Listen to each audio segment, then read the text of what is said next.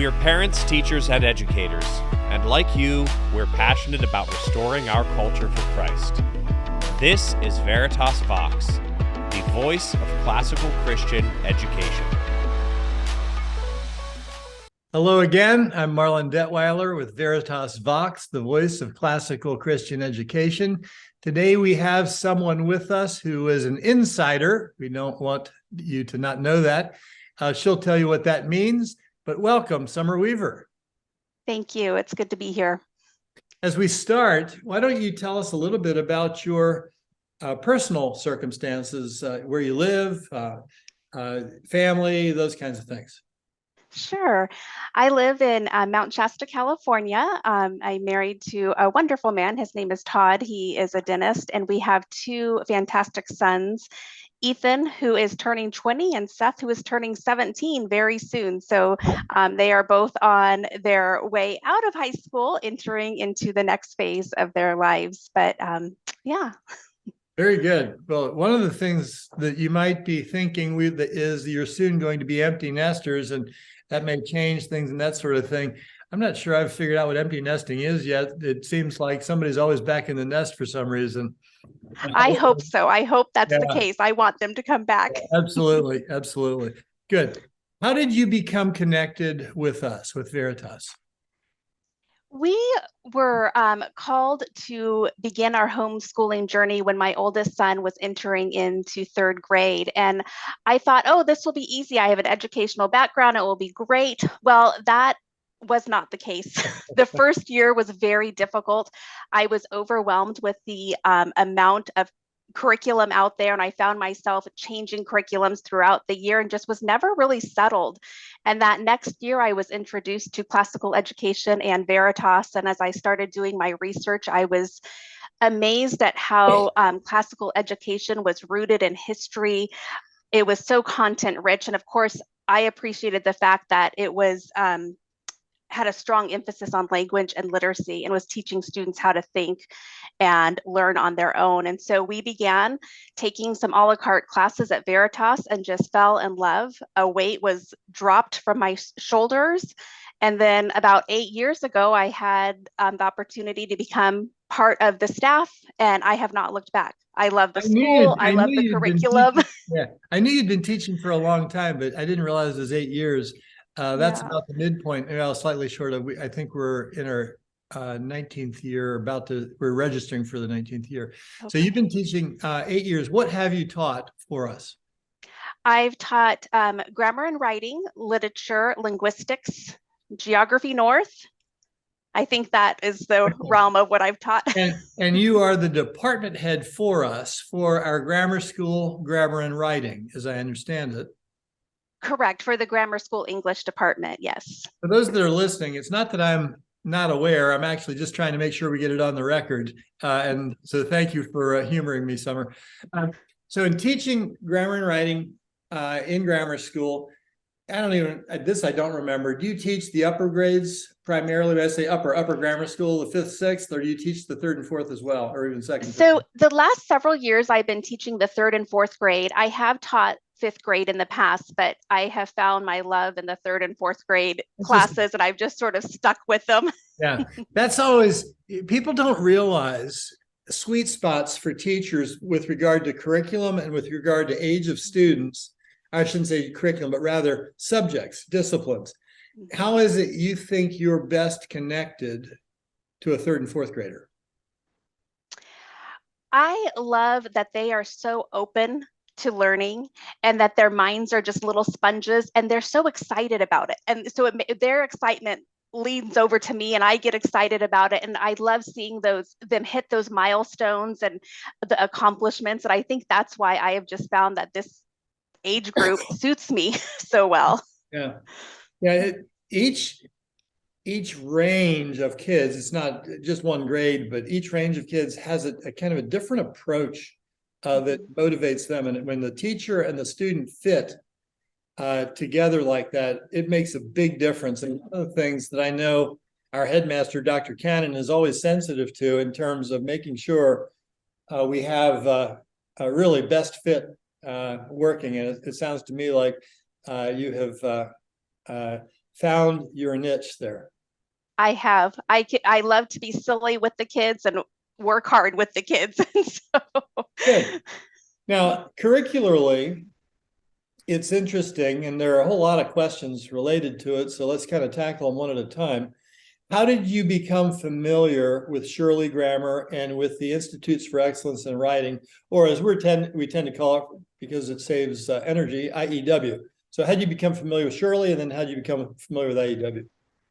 I became familiar with both of them when I started looking into Veritas and teaching. I started teaching using the curriculum by myself with my own sons, and then found that it was much more suited to a group environment. And so that's when I put my sons into the live classes at Veritas. And so that is where I became familiar with it.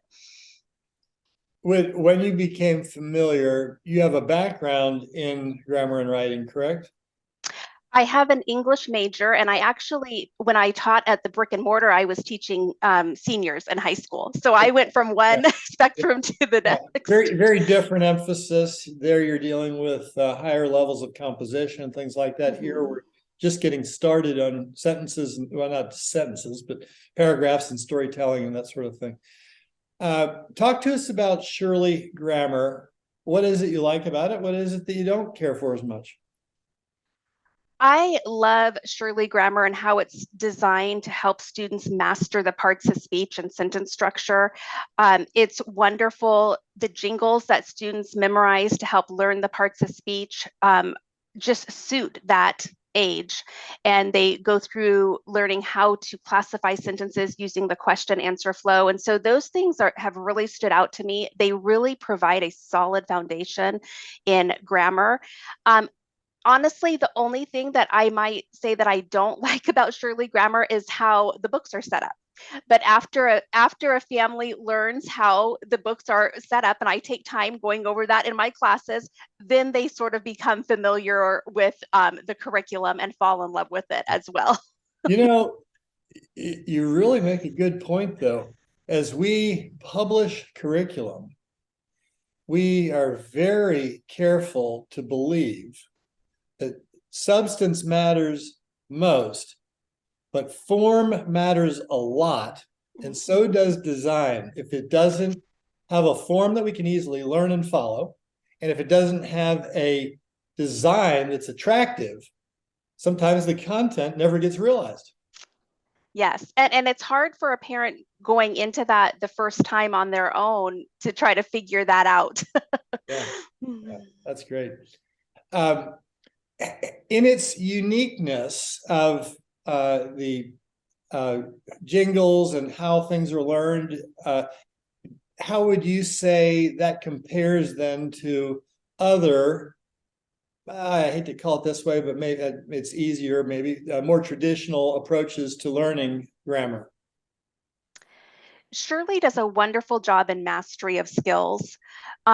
Students master skills, and it always goes back and repeats what they have learned, and it grows off what they have learned. Where in some of the other curriculums, I feel like that mastery isn't ever really accomplished. It's just the next thing, and moving on to the next concept, moving on to the next topic. Yeah, I can see that. Now, Shurley Grammar does have a writing component to it, but we don't use it. We use the Institute for Excellence in Writing. Tell us, in the gap here as we transition from talking about Shurley to talking about IEW, what you believe is the reason that we should do that. IEW teaches students to write using 9 structural models, which include writing from paragraphs, essays, reports, writing from pictures, inventive writing, and formal essays. And I feel that IEW really takes what I call the blank page, staring off into the stars, or the doodling out of the equation when learning how to write, because it gives students a formula to follow, and it allows every student to be successful because they don't have to try to come up with what they are writing. IEW does a wonderful job teaching students how to think. I often start my lesson with asking students, what does it mean to think? And they sit there for a while and they can't formulate an answer. But then when I start asking them questions and they answer my questions, I said, that's what you're thinking right now. You're pulling in information from your brain. And that's what IEW allows students to do. It allows them to pull the information from their brain and get it onto paper. Yeah, this is so true in so many areas. And it's so obvious and it's so overlooked. The idea, and in art, it's I think a really good example. The idea of giving a student the chalk or the paint and a blank page and say, create, is just not educating them in a way that's effective. Mm-hmm. My dog just got real excited about something outside. And so the idea of modeling resonated so much to Laurie and me as we made curricular selections for recommendation. And I couldn't agree more with that importance. Creating models so that students build around a structure and fill it out with the flesh and the color of what they write allows them to build off of something rather than build off of nothing in a place where they have no experience to build off of anything. Right. And it really is a huge difference. And it's one of the tenets of classical education. Mm-hmm. It may not be as clear as the more spoken ones, but it's a very significant thing to think in terms of providing models from which young students start to develop their own skill and craft. Mm-hmm. I agree. It allows them to develop that confidence in the process of their writing. They become very confident very quickly in getting their thoughts down onto paper with the guidance of a teacher and that modeling sequence. Yeah. So modeling doesn't remain the norm. No. Tell us about how our grammar and writing program develops from one of learning basics in grammar through Shurley and learning modeling and writing through IEW. How does it develop from that? So we start with our grammar and writing 3 students, the very young age, where we are very hands-on and we lead them through the process. Students work very closely with the teacher, and we model each unit. We are developed, for example, in writing, we always start with a keyword outline, and we develop that keyword outline together. All of the students will have the same keyword outline. The teacher asks questions, and from the answers that the teacher gets from the students, I or the other teacher will create an outline, and they're writing it down on their own paper with me. Mm-hmm. From that process, the next step is in the younger ages, we spend a lot of time with them doing an oral rough draft where they speak the story or speak the paragraph using their keyword outline. And that's when it becomes a little bit more unique and they gain ownership because their sentences are all different. And then we take those those sentences that they spoke and they write them down. And we go through the editing process and then they can polish their paper. And so in the 3rd and 4th grade, we are more hands-on. Once they get into the 5th and especially the 6th grade, they hopefully have been through 3rd and 4th and they've received that hand holding, and we're starting to take the training wheels off where we're moving at a little bit of a faster pace, introducing more grammar concepts, more stylistic techniques, and we're taking sort of a step back and allowing students to complete more of the work on their own, of course, being there for questions and helping them through that, but changing more from the formulas that IEW offers and letting them concentrating more on a little bit of the content of their writing. Yeah, that is great. That is great. Where do you, as you see students continuing, talk to us about what happens as they master grammar Mhm. They they have taken the modeling and are ready, so to speak. I think Laurie, my wife, likes to use the term "take off the scaffolding," to remove the construction framework that is helpful for them to be able to build the modeling aspect. Tell us about how that transition happens into students then being better able to write on a blank sheet of paper.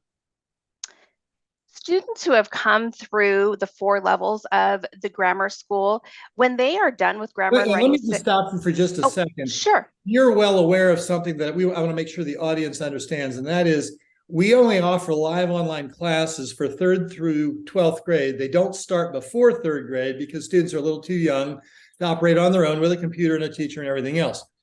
There is grammar and writing before that, but it's not quite the same, and it certainly isn't live online classes.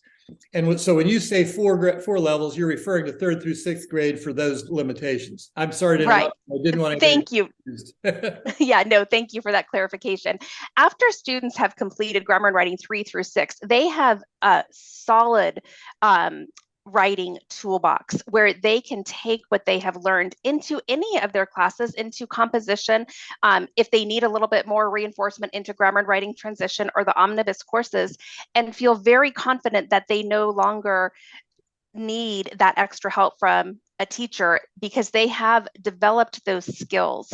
What I often say in grammar and writing 3 through 6 is my goal is to teach the process of writing. And I feel very confident when they leave 6th grade, they know the process. They know the process. They have that writing toolbox. As Laurie says, the scaffolding can come off and they can take their knowledge, what they have learned, that foundation, into their future courses. Yeah, that's so true. I'm trying to think how to phrase this question in light of our conversation here. Well, let me go to a prior question. So what if a student didn't start early? What if a parent says, I like what I hear, but I have a 5th grader and they haven't had any of that? How would you address them? I love talking to parents about placement. And one of the first questions I ask is, what is their previous writing experience and where are they on the reading level? If a student is a struggling reader and has never had any formal writing experience, I would always suggest going down 1 grade level. If they are a very confident and motivated student, they could be placed at grammar and writing at their grade level, but need to know that those classes move a lot faster. And even though each course goes back to the beginning of Shurley grammar, it starts with the parts of speech. Again, IEW starts with unit number 1 in every level. The pace is just different. And a lot of it's expected that students have come through and have knowledge of the previous year. Yeah. But reading level is really important. It's really important to put, if they're struggling in reading, to go back 1 level, just because some of the sources that we use are a little bit more difficult. You raised an interesting thought there, and it raises a question in my mind. Talk to us about how students learn to read and how that turns into how well they do in grammar and writing. So I believe a lot of people have different opinions on how to teach students how to read. And I have a unique experience because I have a son who really struggled with reading, and it was a challenge for us. I think the most important thing to do is when they're younger to be reading to them all the time. To start at a very young age with reading. I've told my sons with children, I said, if there was anything I'd like to do differently here, it would be to read to you more. Mm-hmm. And I am in that same boat. I feel that way too. I wish I would have taken that time. And I know it's hard for parents, especially parents who have the big families, to set that time apart. But I think that's so important. Also, learning phonics is important. And sometimes that is you don't see that all that much anymore. But learning basic phonics to improve reading is very important. And just practicing, and making, especially in the kindergarten, first, second grade, in my opinion, making that a priority rather than something that is just put on the back burner. Yeah. In the broadest sense, when we think about education in general, and maybe classical education in particular, we have to easily conclude that the student that can read well and that can write well is ready to move faster and deeper in their education because of the increased difficulty of books that they'll be able to absorb at younger years, sooner than others, and their ability to express themselves. It goes into all aspects of life. Our ability to speak, our ability to write is always being challenged with anything that we do. People want to know, the common question is more about math. Well, another day that I didn't need algebra 2 kind of statement. And they're so wrong. It doesn't work that way. But nobody questions the need for language and the need for speaking and the need for being a good communicator or a good writer. Everybody understands that value, even at the most basic level. And what you're doing is so important. Do parents see that when you tell them that? Do they easily understand that kind of idea? I don't think it's an easy concept to understand because I think our world sort of has gone away from that idea. But once once you talk through it and they really realize the importance of reading and how that does affect their ability to write, because it's all about writing is about sentence structure, grammar is about sentence structure. And when they're seeing those models in classical literature and great literature, it does flow over into their own work. Yeah. I wasn't educated the way that I'm trying to help other people educate their children. And I do a fair amount of communicating in writing, emails and that sort of thing. And I've gotten to the point where I'm okay with it. But when I'm writing something that is in depth, maybe a little controversial or hard to communicate, I have several people in my life, all within the Veritas organization, that I'll run it by to make sure that I'm hitting what I'm trying to hit. Because I'm learning by experience, but it wasn't ingrained in me originally. And I think it's so important that students get that so that when they write something, they're able to have the content of what they've written be what other people are looking at. They understand it. And if they're going to argue with it, they know what they're arguing with, that sort of thing. So important. Any thoughts there? I often tell and again, I'm talking to third, fourth grade because that's sort of my niche. I often tell my students, I want you to read out loud everything that you write before you turn it in, or even a message in Schoology, read it out loud, make sure it makes sense to you, because oftentimes when you read it out loud, you'll hear some things that you don't. And I really emphasize that even if you're just sending me a message in Schoology, it needs to be your best writing and it needs to be formal writing, because I can't guess what you're trying to say. You have to be able to communicate what you're asking me. Yeah. Oh, that is so good. That is so good. We've covered a lot in a very short period of time, and we don't need to fill in time. We can leave it there because I think this message has a lot of power to it. Is there anything else you'd like to add? I think the only thing that I would probably like to add as it relates to IEW is a lot of times I get a question about the stylistic techniques in IEW and how they're very rigid and how they some believe they take away from creativity. And I would just like to say, I don't believe that to be true. I strongly believe the stylistic help students be creative. They help students write what they're seeing in their mind's eye. And I just want to remind parents that the goal is to stick with those stylistic techniques until they are no longer formulaic or stilted. It sounds like training wheels. Exactly. Yeah. And the stylistic techniques complement Shurley because they are learning to write more complex sentences. And so I really believe that Shurley and IEW work very well together. And I am blessed to be able to work with these two curriculums and I just love them. And I have been through a lot of different curriculums, and these I have found work. And it's wonderful at the end of the year when students go back and look at their work every single year. The students are blown away by what they have accomplished, even my little third graders, and they're so proud of what they have accomplished. And parents as well, they're amazed at what these students have learned. And that's not me. That's because we have a wonderful curriculum that teaches a foundation, gives these students a grammar and writing foundation that they will use throughout their years. Yeah, well, that's a great observation. I'm going to close it at that spot because I want to make a statement.